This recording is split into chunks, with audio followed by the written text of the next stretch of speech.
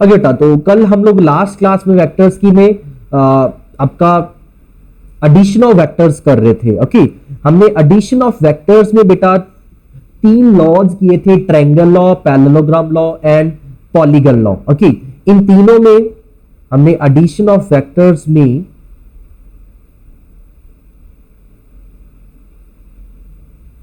तीन लॉज किए थे बेटा, triangle law, parallelogram law and last में था हमारा पॉलीगन लॉ। ओके टा, ये दोनों ट्रायंगल लॉ में दो वेक्टर्स ऐड कर रहे थे आप लोग, टू वेक्टर्स। और जो आपका पॉलीगन लॉ था इसमें आप n वेक्टर्स ऐड करते हो बेटा। और इनमें क्या था बेटा, ट्रायंगल लॉ में क्या स्टेटमेंट थी कि अगर आपके दो वेक्टर्स a एंड b कुछ इस फॉर्म में है, कुछ इस तरह से है, तो आपकी जो लास्ट थर्ड क्लोजिंग साइड होगी ट्रायंगल की, that is a plus B. ये third side a plus B होगी बेटा। ओके, ये रिजल्टेंट होगा। पैरेललोग्राम में भी बिल्कुल सिमिलर चीज थी, बस क्या था बेटा, यहाँ पे दोनों की टेल्स मैच कर रही थी a एंड b की, तो इसमें हमें इसको इधर शिफ्ट किया बेटा। ओके, इधर शिफ्ट करके पैरेललोग्राम बना लिया, और इस पैरेललोग्राम का ये वाला डायगोनल जो है ये रिजल्टेंट दे रहा था बेटा। ओके, और ये आपका पॉलीगन लॉ में क्या था, n वेक्टर्स को हम अलाइन कर लेते थे, एक क्लोज पॉलीगन बनाने की कोशिश कर रहे होते थे बेटा। ओके, और फाइनली जो लास्ट क्लोजिंग साइड होती थी ऑपोजिट डायरेक्शन में, that is your resultant. Okay, और आपको दोनों लॉज में बेटा फाइनली लग ट्रायंगल लॉ ही रहा है, ये दोनों लॉज में भी ट्रायंगल लॉ ही लग रहा है। ओके, हमने यहाँ पे एनालिटिकल रिजल्ट ड्राइव कर लिया था कि r जो होगा that is equals to under root of A square plus B square plus 2ab cos theta, where theta is the angle between two vectors. Okay, तो दोनों वेक्टर्स के बीच में जो एंगल है, और tan अल्फा, अल्फा क्या था, alpha is the angle made by resultant with A vector. Okay, A vector के साथ जो एंगल बना था, दिस इज इक्वल्स टू आता बेटा b sin theta upon b cos theta plus e। Okay, तो ये दो रिजल्ट्स हमने कल ड्राइव किए थे, यही दो रिजल्ट्स बेटा यहां पे लग रहे हैं। पैरेललोग्राम लॉ में भी यही दो रिजल्ट्स लग रहे हैं सेम, क्योंकि यहां पे भी हमने जब डेरिवेशन की थी परपेंडिकुलर ड्रॉ करके यही चीज बन गई थी, बस इसमें ये वाला फैक्टर बाद में आपने इग्नोर कर देना था बेटा। ओके, इसमें भी क्या होता है, इसमें 1 बाय 1 करना है, पहले a एंड b को ऐड करोगे बेटा, इनका रिजल्टेंट, फिर जो a एंड b का रिजल्टेंट आया उसको c के साथ ऐड करोगे, फिर c वाला d वाले के साथ कर दोगे, फिर ऐसे e वाले के साथ, एंड फाइनली आपके पास रिजल्टेंट आ जाएगा। यहां पे मैंने एक आपको इंपॉर्टेंट बात बताई थी कि अगर आपके n वेक्टर्स एक क्लोज्ड पॉलीगन बना दे सेम डायरेक्शन में इस तरह से, मतलब लास्ट क्लोजिंग साइड बचे ही ना, तो इस केस में क्या हो गया था बेटा, तीनों वेक्टर्स का सम, जितने भी वेक्टर्स ऐड करके क्लोज पॉलीगन बनाएंगे इनका सम क्या हो जाएगा बेटा, 0 हो जाएगा। ओके, ये बहुत बार कंसेप्ट लगता है बेटा।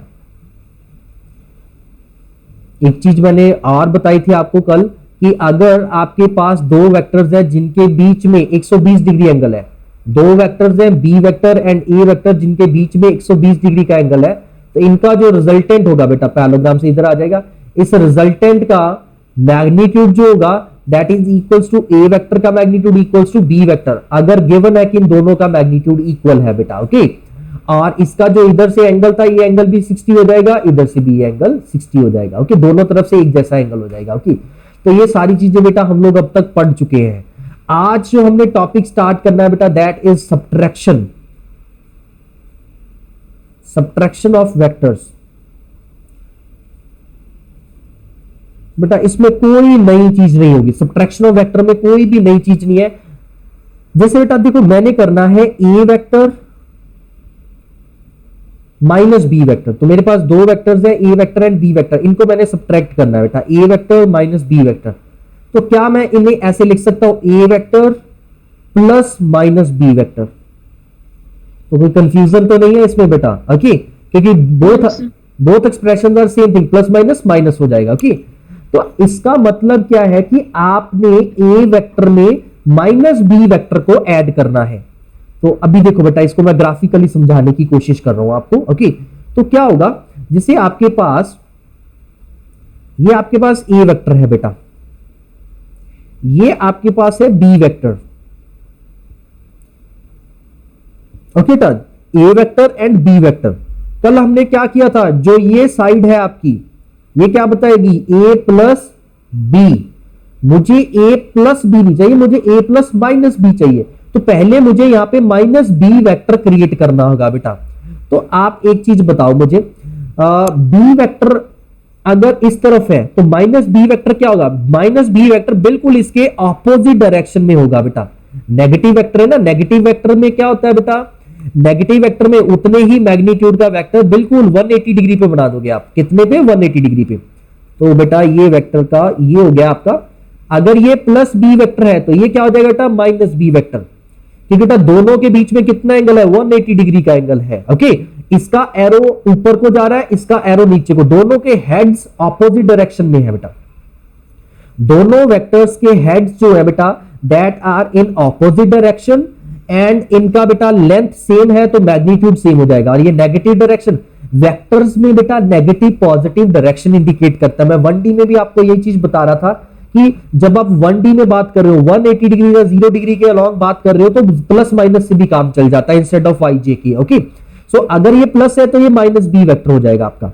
सो अब देखिए बेटा, इसमें अगर ट्रायंगल और लगेगा A vector plus of minus B vector, तो इनका ट्रायंगल और लगाओगे तो ये लग जाएगा कि नहीं लग जाएगा बेटा। थर्ड क्लोजिंग साइड ट्रायंगल की, अब ट्रायंगल इस तरफ बनेगा कि नहीं बनेगा बेटा। तो थर्ड क्लोजिंग साइड अब ये बन गई कि नहीं बन गई बेटा आपकी।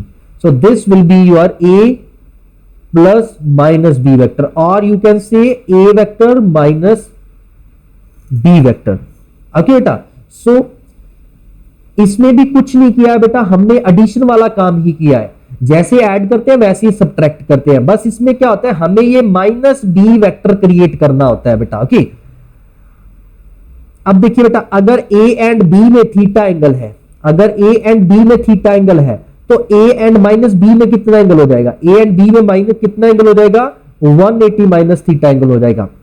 तो देखिए बेटा, इनका रिजल्टेंट ए वेक्टर माइनस बी वेक्टर का मैग्नीट्यूड अगर मुझे निकालना है तो दो वेक्टर का मैग्नीट्यूड, अगर दो वेक्टर के सब्ट्रैक्शन का मैग्नीट्यूड क्या होगा, वही होगा बेटा। देखिए ये लेंथ ट्रायंगल की क्या बन जाएगी, ए स्क्वायर। अब यहां पे बच्चे बोले सर माइनस बी बेटा बी स्क्वायर, क्योंकि मैग्नीट्यूड वेक्टर का हमेशा पॉजिटिव होता है। आपको मालूम होगा वेक्टर का मैग्नीट्यूड ऐसे लिखते थे ना। तो देखो बेटा, अंडर रूट में हमेशा एक चीज पॉजिटिव ही आएगी, magnitude of vector is always positive. तो आपको यहां पे नेगेटिव लिखने की जरूरत नहीं, ना ही आपको यहां पे लिखने की जरूरत है। यहां पे चेंज क्या आ जाएगा बेटा, ए एंड बी में थीटा एंगल था तो यहां पे थीटा आ रहा था, ए एंड माइनस बी में 180 माइनस थीटा, तो यहां पे क्या आ जाएगा 180 माइनस थीटा। क्योंकि बेटा जो कल हमने फॉर्मूला किया था ये वाला, इसमें इस थीटा का मतलब क्या था बेटा, इस थीटा का मतलब था angle between two vectors A and B जिनको आप ऐड अप कर रहे हो। आज हम किन दो वेक्टर्स को ऐड कर रहे हैं, हम आज vector A and minus B को ऐड कर रहे हैं। तो ए एंड माइनस बी में कितना एंगल है, 180 माइनस थीटा। तो जब cos 180 माइनस थीटा यहां पे लिखेंगे तो ये क्या बन जाएगा बेटा आपके पास, this will be equals to A square plus B square minus 2ab cos theta. ऐसा क्यों हुआ बेटा, क्योंकि cos 180 माइनस थीटा, अभी आज सर आपको ट्रिग्नो करवा भी रहे थे तो मैं आपको वही चीज दोबारा से वही चीज बता रहा हूं। सबसे पहले 180 माइनस थीटा का मतलब सेकंड क्वाड्रेंट में, सेकंड क्वाड्रेंट में cos नेगेटिव होता है। जब यहां पे 180 डिग्री होता है तो क्या होता है, cos ही रह जाता है। तो ये चीज बन जाएगी बेटा। ओके, तो इसीलिए cos 180 माइनस थीटा की जगह पे क्या आ जाएगा, माइनस cos थीटा आ जाएगा। So A vector minus B vector का मैग्नीट्यूड क्या बन जाएगा, ये बन जाएगा बेटा A square plus B square minus 2ab cos theta. तो क्या डिफरेंस आया है, यहां पे माइनस आ जाएगा बेटा। ओके, और अगर आप tan अल्फा की बात करोगे, tan alpha will be equals to क्या आ जाएगा, नेक्स्ट पेज पे लिख लेते हैं बेटा। तो tan अल्फा क्या हो जाएगा बेटा, tan alpha will be equals to B sine theta होता था तो थीटा की जगह पे बेटा बस 180 माइनस थीटा लिखते जाना है और कुछ नहीं करना है। नीचे आ जाएगा बी कॉस थीटा मतलब 180 माइनस थीटा प्लस ई। सो बेटा साइन 180 माइनस थीटा क्या होता है, साइन थीटा ही होता है। सेकंड क्वाड्रेंट में साइन पॉजिटिव होता है और ये आ जाएगा minus B cos theta plus E. Okay का, तो इस तरह से ये एंगल निकल आएगा आपका। तो जैसे ये आपका ए वेक्टर था बेटा और ये आपका बी वेक्टर था, तो ए माइनस बी वेक्टर क्या होगा, पहले यहां पे माइनस बी वेक्टर क्रिएट कर लिया मैंने। ओके, फिर ट्रायंगल और लगा दिया, इन दोनों वेक्टर्स को ऐड कर दिया तो ट्रायंगल और लग गया, ये लग गया बेटा। ओके, तो ये साइड है और ये वाला आपका एंगल अल्फा है, यहाँ पे अल्फा एंगल नीचे को जाएगा, यहाँ पे ये चीज का भी ध्यान रखना है बेटा। ओके, तो आई होप आपको ये समझ आ गया, this is A minus B vector. Okay, analytically भी बता दिया बेटा मैंने, ये ग्राफिकली भी चीज समझा दी। तो इस तरह से आप ये दो वेक्टर्स को सब्ट्रैक्ट कर सकते हो। तो बेटा addition and subtraction of vector में कोई प्रॉब्लम है तो बताओ बेटा। Is it clear now? Second point repeat कर दो। सेकंड पॉइंट बेटा ये tan अल्फा वाला। Yes sir.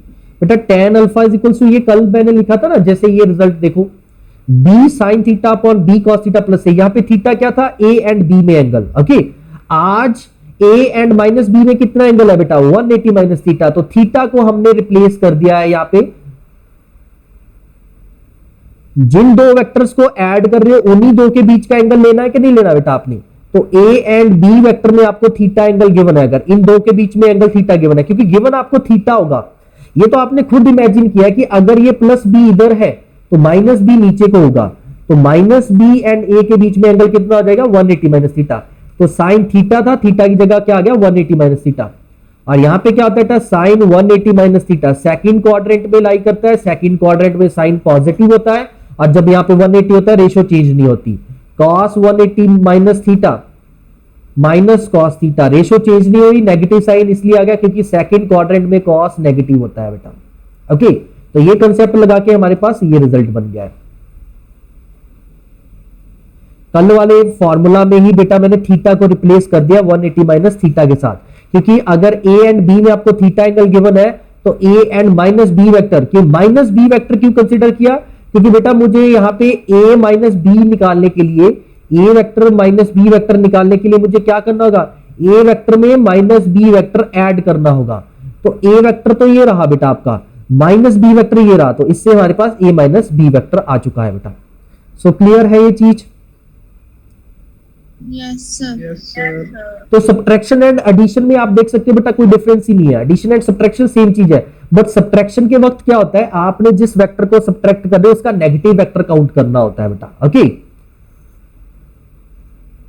ओके बेटा, नेक्स्ट पार्ट अभी मैं आपको करवा रहा हूं, रिजॉल्विंग ऑफ वेक्टर्स। ये ऑलमोस्ट आप ये वाला पार्ट पहले भी कर चुके हो, रिजॉल्विंग ऑफ वेक्टर वाला पार्ट आप पहले भी कर चुके हो। ओके, रिजॉल्विंग ऑफ वेक्टर्स निकाल सकते हो, बोल सकते हो आप इसे, क्या बोल सकते हो, component of vectors.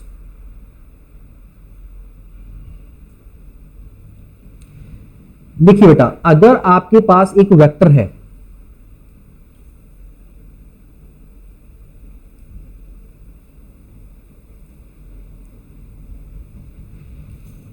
Let's say अभी 2D की बात ही कर लेते हैं, एक्स वाई एक्सिस है, आपके पास ये ए वेक्टर है।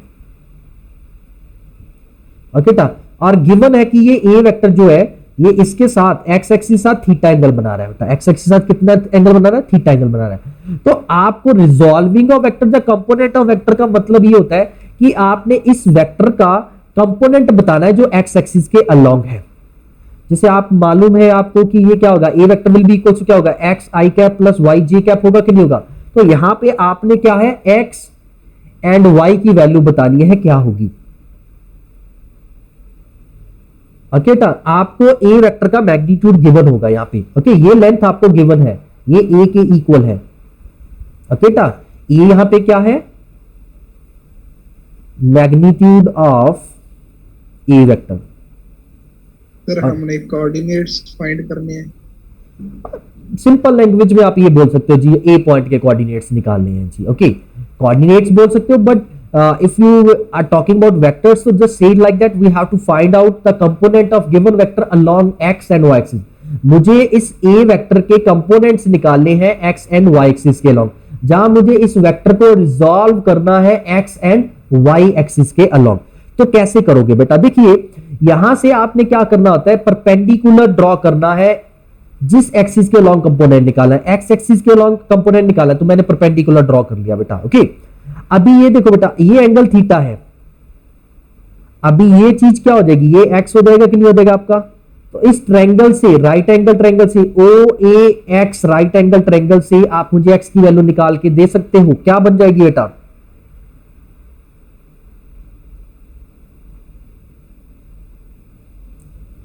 cos theta will be equals to क्या होगा बेटा, base x upon hypotenuse O A. So x की वैल्यू क्या आ गई, a cos थीटा आ गई कि नहीं आ गई बेटा। Yes sir. जिस दिन वो a cos थीटा नहीं आई थी। क्या बेटा,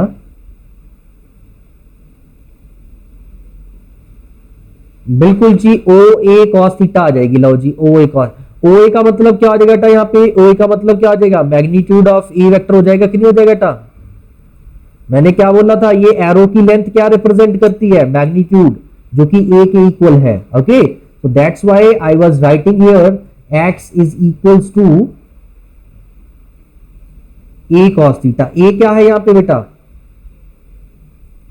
समझ आ गई बेटा बात। मैग्नीट्यूड। हाँ जी, मैग्नीट्यूड ऑफ ए, ए आपका ओ ए के इक्वल है, यहीं पे लिख देता हूं मैं, इज इक्वल्स टू ओ ए। अब अगर इसे मैं y पॉइंट बना लूं बेटा, इस राइट एंगल ट्रायंगल में अगर मुझे y एक्सिस के लॉन्ग कंपोनेंट निकालना है तो मैं इस वेक्टर से परपेंडिकुलर ड्रॉ करूंगा y एक्सिस के ऊपर। तो in triangle O A Y क्या बन जाएगा बेटा, देखिए बेटा अगर ये थीटा एंगल है तो ये कितना हो जाएगा 90 माइनस थीटा, और यू कैन से this angle is theta. Alternate interior angle बन रहे हैं कि नहीं बन रहे, समझ आई कि नहीं बात बेटा, अल्टरनेट इंटीरियर एंगल बन रहे हैं। तो ये आपका थीटा हो जाएगा, तो sine theta will be equal to क्या आ जाएगा, O Y upon O A, perpendicular upon hypotenuse. So O Y मतलब y upon a, so y क्या बन जाएगा, y is equal to a sine theta बन जाएगा। बेटा आप डायरेक्शनल कोसाइन वाला नोट्स निकाल लो, डायरेक्शनल कोसाइंस में भी मैंने ये चीज लिखवाई हुई है, डायरेक्शनल कोसाइन में ही मैंने ये चीज आपको ऑलरेडी लिखवा दी थी कि जब वेक्टर्स का डायरेक्शनल कोसाइन जो होता है cos थीटा, वहां पे क्या था, इधर से अल्फा एंगल माना था, इधर से बीटा, और बीटा को आप 90 माइनस अल्फा लिख के साइन अल्फा लिख रहे थे कि नहीं लिख रहे थे, वही चीज यहां पे बन रही है। ओके बेटा, क्लियर है ये चीज। Yes sir. मैं आपको एक क्वेश्चन कर देता हूं इसका बेटा, ताकि आपको और क्लैरिटी हो जाए इस चीज में।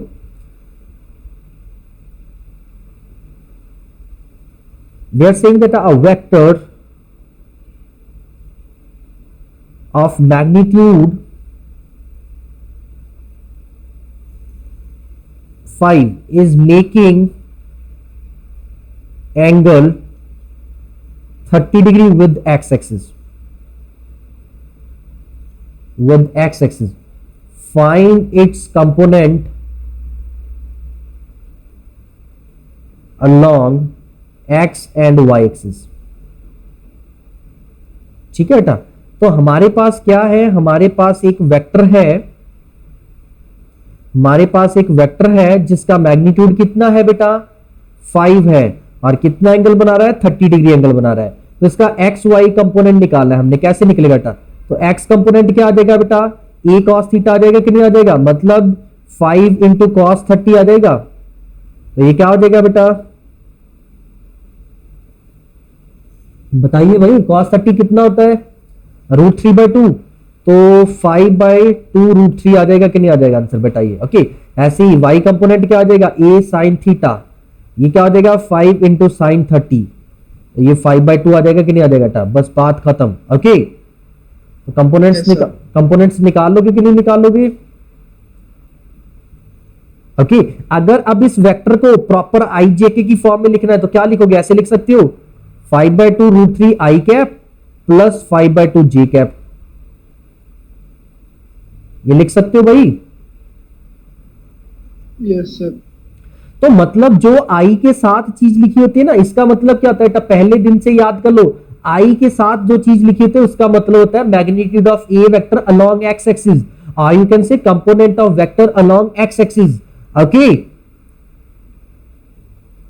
ऐसे ही स्टार्ट किया था ना बेटा मैंने, आई जे के कैसे इंट्रोड्यूस किया था, मैंने बोला था कि अगर आप एक्स एक्सिस में मूव कर रहे हो, आपके अगर वेक्टर का मैग्नीट्यूड एक्स एक्सिस में एक्स है, तो आप उस वेक्टर को क्या लिखोगे, एक्स इंटू वाई कैप लिख दोगे कि नहीं लिख दोगे, और अगर वही वेक्टर का मैग्नीट्यूड वाई में वाई है तो वाई इंटू जे कैप लिख दोगे। तो एक्स और वाई की वैल्यू पुट करके साथ में आई जे के लिख के प्लस लिख दिया बेटा, समझ आ गई ये चीज। तो इसका मतलब ये है बेटा, वेक्टर को रिप्रेजेंट करने के दो मेथड्स है, एक मेथड है ये, आईजेके की फॉर्म में एक मेथड है ये कि उसका मैग्नीट्यूड बता दो और साथ में उसका एंगल बता दो एक्स एक्सिस के साथ, अगर वो 2D में है। अगर 3D में है तो फिर हमें उसका एक्स, वाई एंड जेड तीनों एक्सिस के साथ एंगल बताना पड़ेगा बेटा। ओके, यहां पे 2D में एक्स एक्सिस साथ ही क्यों चल जाएगा, क्योंकि यहां पे हमें मालूम है अगर ये थीटा है 30 डिग्री, इधर से क्या हो जाएगा 90 माइनस थीटा, तो वाई एक्सिस के साथ यहीं से पता चल जाएगा। ओके, अगर 3D में है तो आपको मैग्नीट्यूड के साथ उसका तीनों एक्सिस के अलोंग कंपोनेंट बताना होगा बेटा, एंगल बताना होगा। ओके, तो देयर आर टू वेज। तो आप अभी तक देखो बेटा, जब एडिशन कर रहे थे, एडिशन में भी मैं दो चीजें बता रहा था आपको। एक तो मैंने उसका मैग्नीट्यूड बता दिया था, दूसरा मैंने उस वेक्टर का क्या बता दिया था, एंगल बता दिया था। ओके, किस एक्सिस के साथ, ए वेक्टर के साथ। ओके, आप ए वेक्टर को एक्स एक्सिस बना सकते हो वहां पे। जैसे अब एक ये क्वेश्चन अलग से है बेटा थोड़ा सा, ये देखो ये क्वेश्चन कुछ इस तरह से है। They are saying that a vector A of magnitude 6 is making an angle of 60 degree with another vector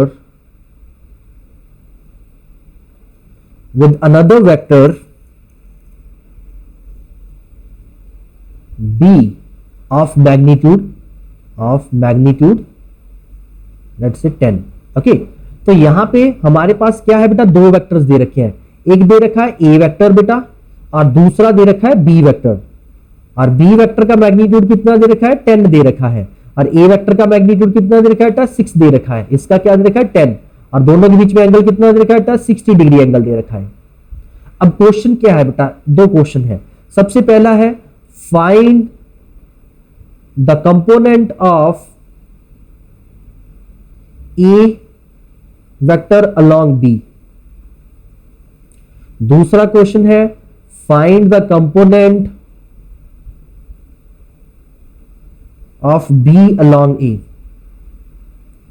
okay, तो इस तरह से ये क्वेश्चन है। अब इसे कैसे डील करोगे, तो आपको जरूरी नहीं है कि कंपोनेंट सिर्फ वो एक्स वाई एक्सिस के अलोंग ही पूछ सकते हैं, वो किसी भी डायरेक्शन के अलोंग कंपोनेंट पूछ सकते हैं। जैसे अब ए वेक्टर का कंपोनेंट बी वेक्टर के अलोंग पूछ लिया, मतलब मुझे इस डायरेक्शन के अलोंग इसका कंपोनेंट निकालना था।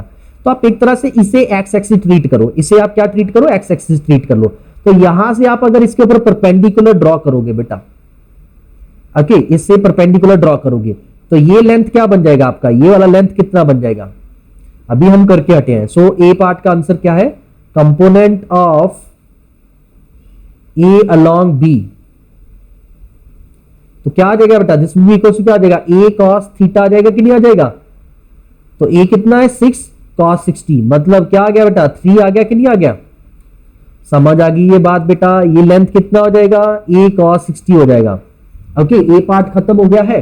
अब अगर ए वेक्टर लिखना चाहते हो, A vector will be equal to क्या आ जाएगा,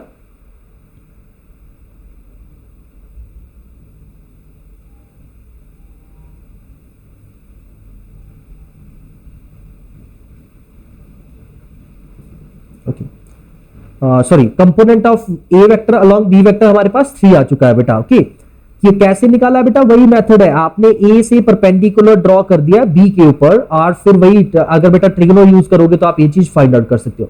सेम वे अगर आप बी पार्ट की बात करोगे, अगर आप बी पार्ट की बात करोगे कि मुझे बी वेक्टर का कंपोनेंट निकालना है ए वेक्टर के अलोंग।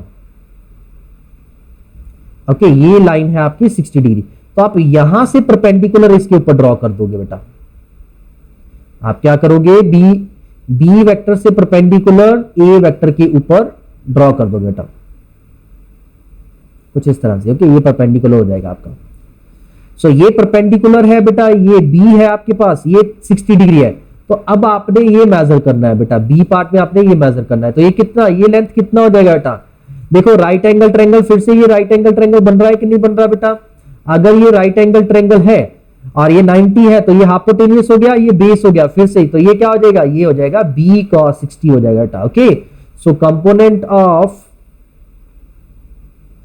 बी अलोंग ए, तो क्या हो जाएगा बेटा, बी कॉस थीटा, मतलब b का मतलब कितना है बेटा 10 इंटू cos 60, तो cos 60 हाफ होता है, तो ये क्या आ जाएगा 5। ओके, तो ये आपका बेटा 5, ये आपका 3, तो ये आंसर आ गया बेटा। समझ आ गया है? Yes sir. Yes, sir. तो इस तरह से बेटा आप कंपोनेंट निकाल सकते हो किसी भी गिवन वेक्टर का दूसरे वेक्टर के अलोंग और along x and y axis. इसे रिजॉल्विंग ऑफ वेक्टर बोल देते हैं बेटा। मैं यही लैंग्वेज यूज करूंगा आगे जब मैं बोलूंगा अभी हमें वेक्टर को रिजॉल्व करना है। ओके बेटा, तो वेक्टर्स को हम किसी पर्टिकुलर डायरेक्शन में रिजॉल्व करना पड़ता है। तो रिजॉल्व कैसे करते हैं? सबसे पहले रिजॉल्व करने के लिए मुझे जिस एक्सिस के अलोंग रिजॉल्व करना है उसके साथ मुझे एंगल मालूम होना चाहिए बेटा। ओके, अगर एक्स एक्सिस साथ थीटा एंगल बन रहा है तो वाई एक्सिस के साथ 90 माइनस थीटा बन जाएगा। मोस्टली हम लोग 2D वेक्टर्स के साथ ही डील करते हैं बेटा +1 +2 में, तो आपको 3D में तो सोचने की जरूरत भी नहीं है। तो आपका एक्स एक्सिस के अलोंग a cos थीटा आ जाएगा, तो वाई के अलोंग क्या आ जाएगा a sin थीटा। इसे इन चीज को बेटा ये याद रख लो, ये वाला पार्ट बहुत इंपॉर्टेंट चीज है ये वाली आपके लिए। ओके, ये फिजिक्स में इतना यूज होता है बेटा पूछो मत। ये चीज बार बार यूज होती है फिजिक्स में, इसीलिए मैंने रेड सर्कल कर दिया है। इन्हें तो याद ही कर लो बेटा अगर समझ नहीं आ रहा है। वैसे समझने वाली बात भी नहीं है इसमें कुछ, मैंने आपको ट्रिग्नो के थ्रू बता भी दिया है कैसे आ रहा है ये।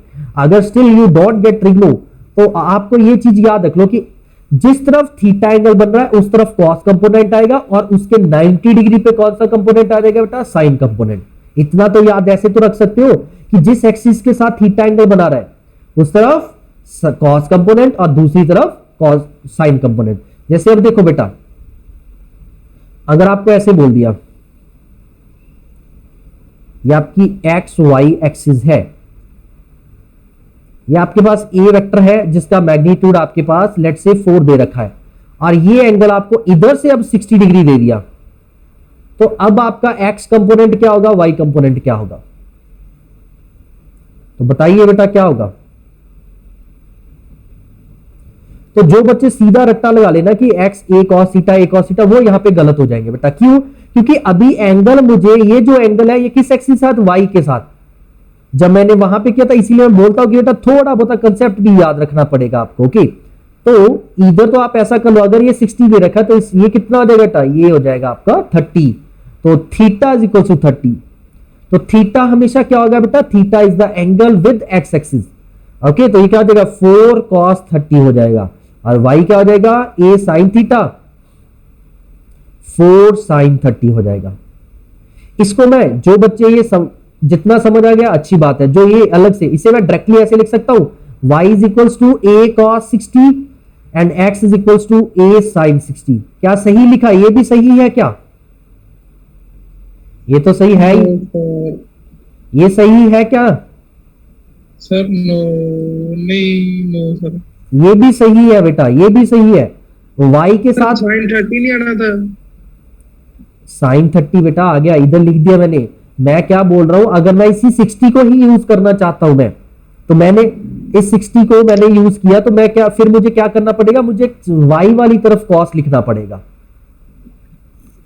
ओके, तो मतलब ये है बेटा कि cos किस तरफ आएगा? cos उस तरफ आएगा जिस तरफ एंगल गिवन है, थीटा एंगल गिवन है। वो तो पहले चलो मैंने इसीलिए क्योंकि आपको मैंने ये पहले लिखवा दिया कि सर ऐसे होता है, तो इसी वजह से मैंने पहले एक्स एक्सिस साथ थीटा निकाला बेटा आपका। ओके, समझ आ गई? जिनको ये समझ आ गया गुड, ये हर एक बच्चे के लिए नहीं है, जो ये समझ गया उनके लिए बहुत अच्छी बात है। अदरवाइज आपको जो बेसिक बताया बेटा उसी के अकॉर्डिंग चलो कि पहले एक्स एक्सिस साथ थीटा निकालोगे, फिर एक्स एक्सिस बन जाएगा a cos थीटा, y के साथ बन जाएगा a sin थीटा। ओके, और जिनको ये भी समझ आ गया बेटा वो तो अच्छे बच्चे हैं, उनको तो बेटा कोई प्रॉब्लम ही नहीं है, they are doing great. Okay, इसका मतलब उनके मैथमेटिक्स दिमाग में पढ़ रहा है, ट्रिग्नो पढ़ रही है दिमाग में, क्योंकि cos 60 की वैल्यू एंड sin 30 की वैल्यू सेम होती है। याद है सबको? इतना तो याद होगा। Yes sir. ओके, तो क्या होता है, आप इंस्टेड ऑफ कि पहले एक्स के साथ थीटा निकालो फिर सीधा भी कर सकते हो, आप यहां से डायरेक्टली भी कर सकते हो, बट ये हर बच्चे को नहीं समझ आ रहा है। बस बेसिक्स, कंफ्यूज होने की जरूरत नहीं है, ये याद रखो बेटा। ओके, इसलिए मैंने इसके ऊपर क्रॉस लगा दिया कि ये हर बच्चे ने याद करने की जरूरत नहीं है, बस आप बेसिक्स के साथ चलो, जितना अभी तक सीखा है उसी के अकॉर्डिंग चलिए बेटा। ओके, तो ये बेटा आपका रिजॉल्विंग ऑफ वेक्टर्स हो गया है। ओके, मैं आपको एक अच्छी चीज बताता हूं, ये आपको मे बी मैथ का टीचर भी बताए,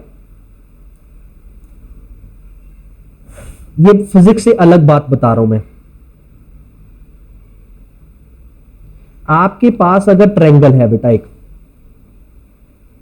आपके पास अगर एक ट्रायंगल है बेटा, इस तरह से ट्रायंगल की ये साइड दे रखी है ए, ये साइड दे रखी है बी, ये साइड दे रखी है सी। ओके, इसे कोसाइन लॉ बोल देते हैं। क्या बोल देते हैं? कोसाइन लॉ बोल देते हैं इसे।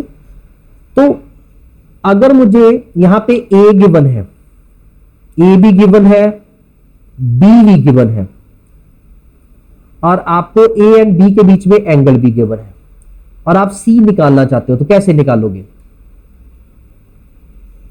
यहां पे देखो पाइथागोरस थ्योरम तो चलेगी नहीं क्योंकि ये थीटा 90 नहीं है, तो क्या करें? तो जो मैंने आपको डेरिवेशन करवाई है ना, वही डेरिवेशन यहां पे कर सकते हो। ये थीटा है तो ये क्या हो जाएगा? 180 माइनस थीटा हो जाएगा कि नहीं हो जाएगा? जब आप बेटा वो कर रहे थे ना, c इज इक्वल टू क्या हो जाएगा? Under root of A square plus B square plus 2ab cos 180 minus theta. समझ आ गई कि नहीं आ गई बेटा बात?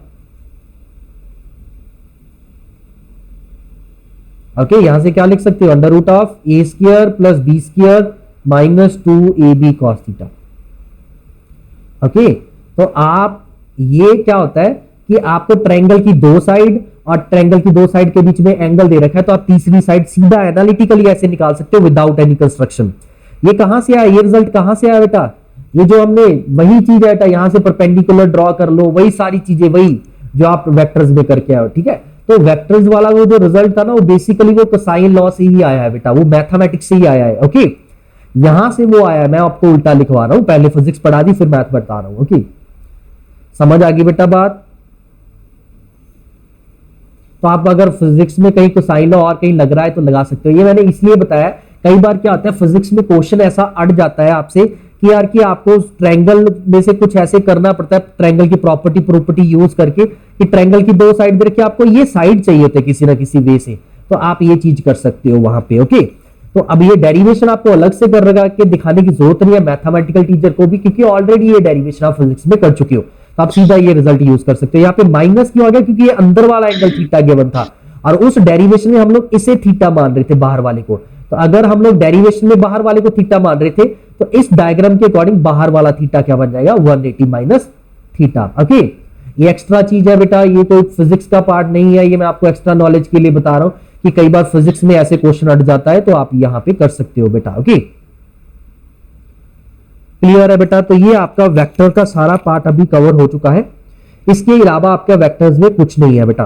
वेक्टर्स की मल्टीप्लिकेशन सीख ली, एडिशन सब्ट्रैक्शन सीख ली है आपने, और फिर आपने वेक्टर्स को रिजॉल्व करना भी सीख लिया है।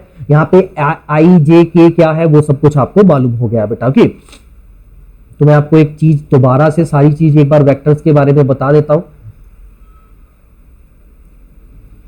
सबसे पहले देखिए बेटा, अगर आपके पास एक्स वाई प्लेन में कोई वेक्टर है ए,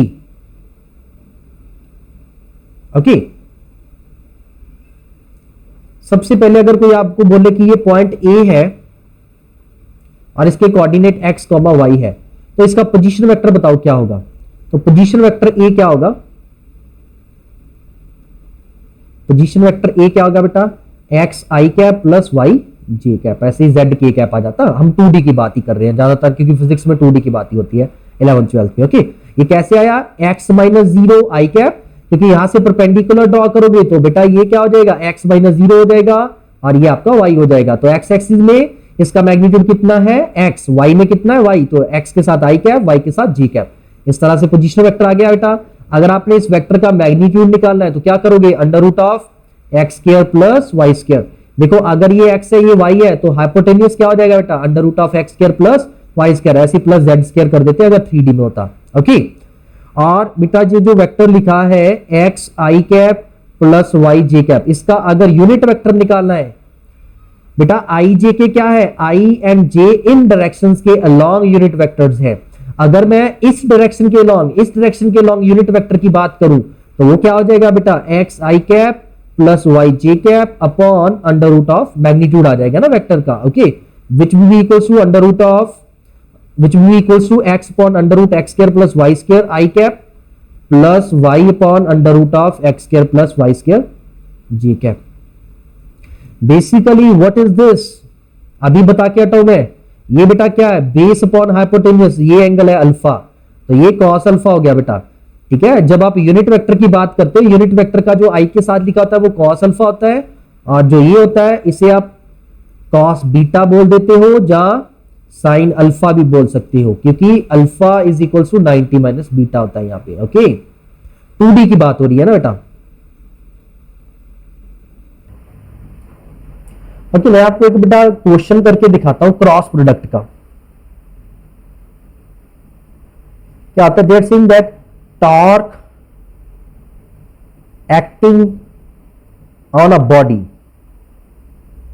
tau is given by r cross f, where r is the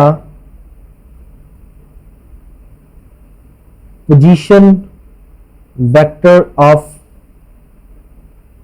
point at which force is acting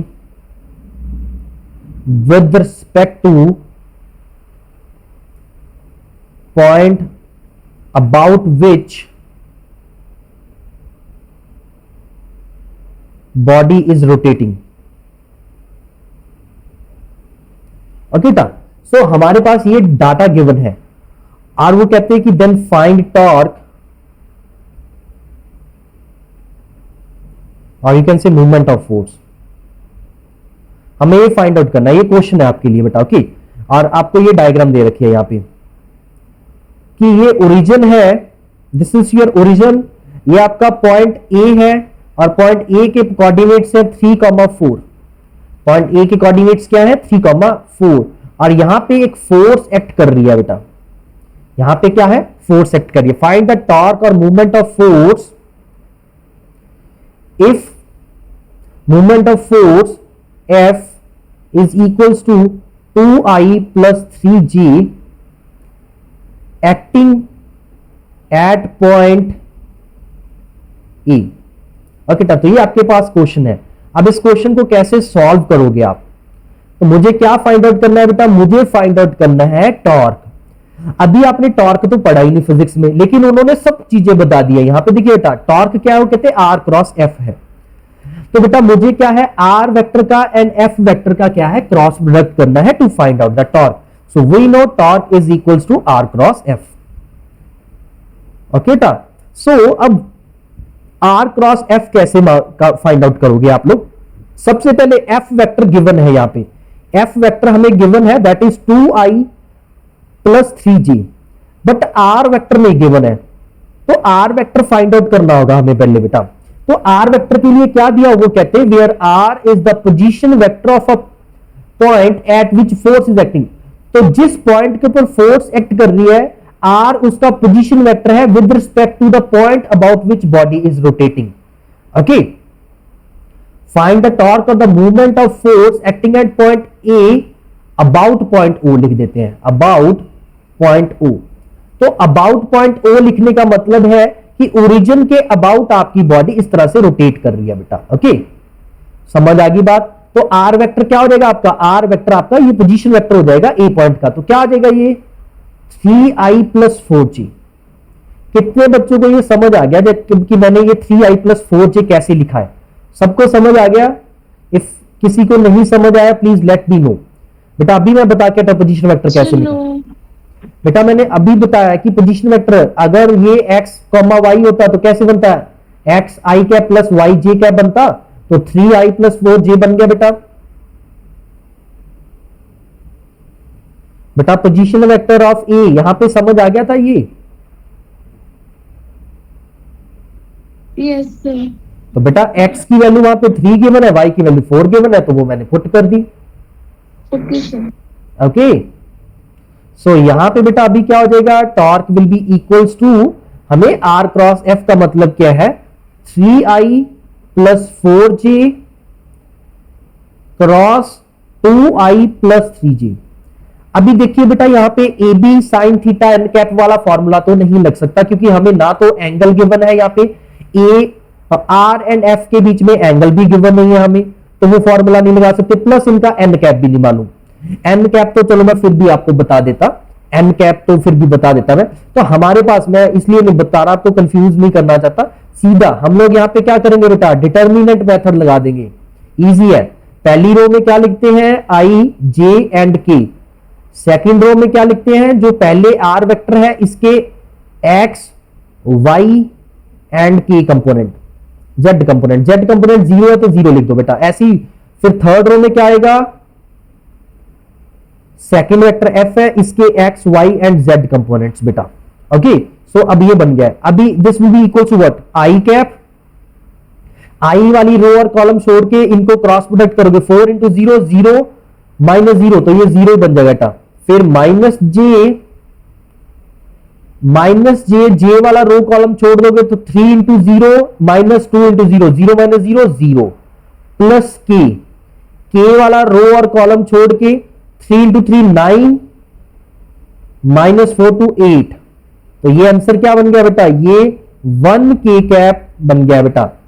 okay, 1 के कैप न्यूटन मीटर बन गया बेटा आपका। तो ये आपका क्या बन गया है बेटा, टॉर्क बन गया है।